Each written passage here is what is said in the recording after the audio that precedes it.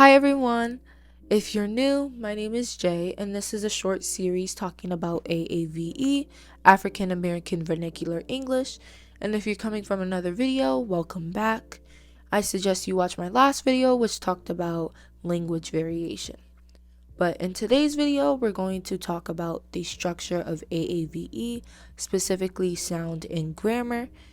And some of these features may be present in other languages or dialects, but I can assure you that AAVE does have its fair share of unique features.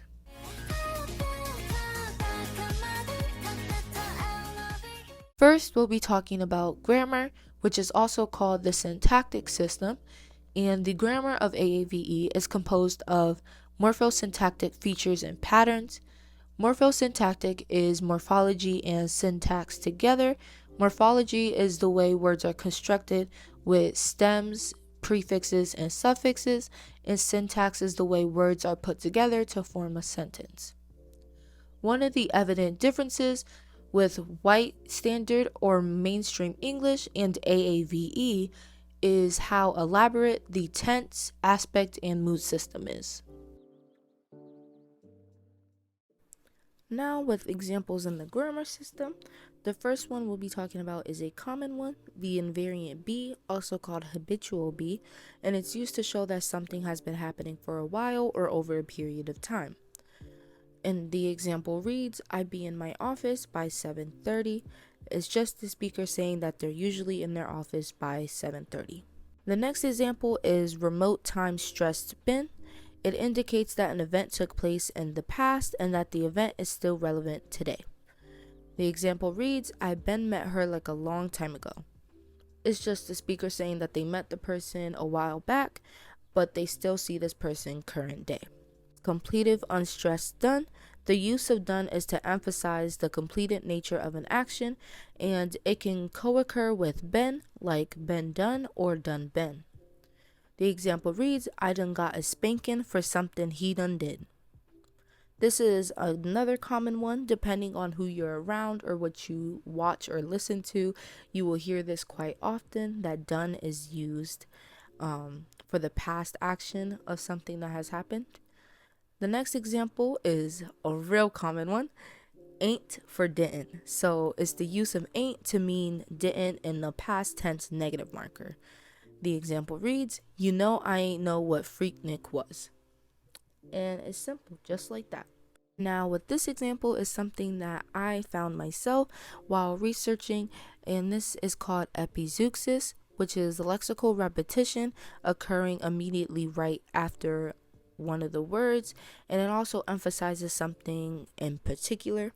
So the example that I gave is it's warm outside, right? So warm is used twice, but warm is just warm. And warm means it's a little hotter than warm, might even mean some humidity is in the air, but it's still warm. It's not enough to say hot, but it's not enough to say warm just once. Now we'll be talking about sound.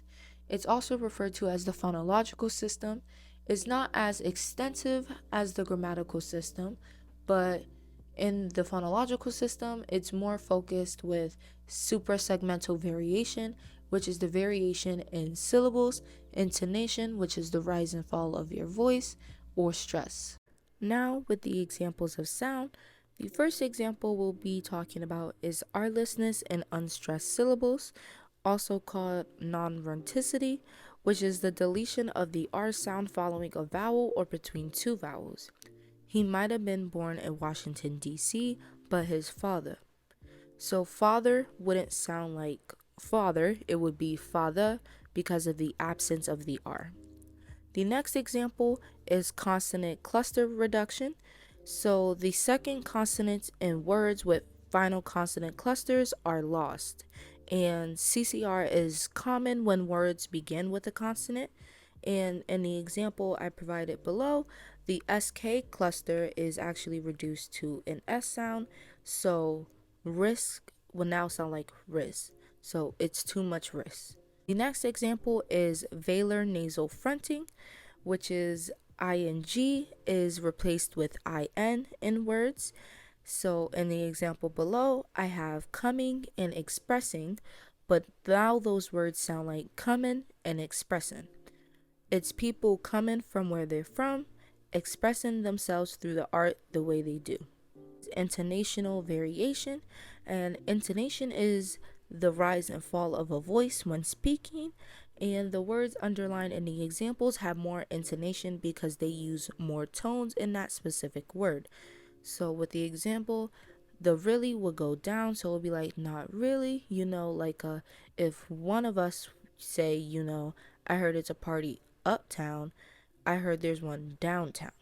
So the one kind of goes up, and the party in town kind of goes up because of the uptown. And then downtown goes down because it was the end of the sentence, but also because they were mentioning downtown, like city wise. So they were probably trying to like further push that agenda. Now, with the last example is prosody and phrase final lengthening. Prosody is the rhythm or the timing of speech, and final phrase lengthening is the lengthening of a word or a rhyme. And this is common in black churches, which will be discussed in the next video.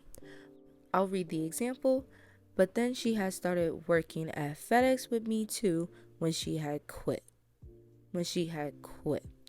So the quit is just lengthened just a little bit than just it being she had quit, like just flat out straight. These were just a bunch of examples to show you a little bit about the sound and grammar system with AAVE.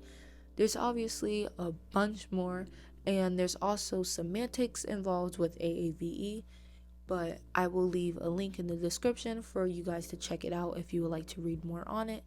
But thank you guys for watching. Please like and share this video, and I hope you guys have a wonderful day or night, and I'll see you guys in the next video.